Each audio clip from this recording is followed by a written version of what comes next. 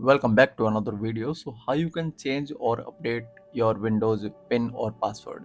So today we are going to do this. So let's go to settings. If you want to go to settings, you just search on start bar. Okay, you can see the settings here, or you can just search the settings.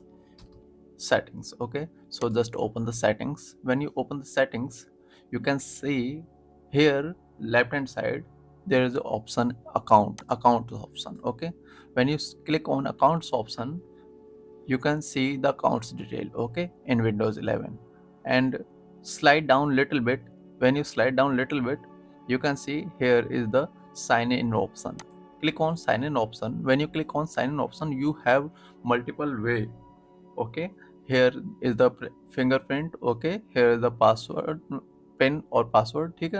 Okay, okay, so this is the pin, and here is the facial recognition. Okay, so we need to change your pin.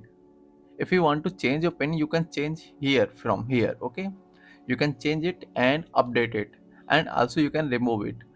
If I want to remove it, I have to sign in my option, so I don't want to do this. Okay, so if you are forget your pin, you can also change it here. Okay, so this is quite easily you can do this. Okay,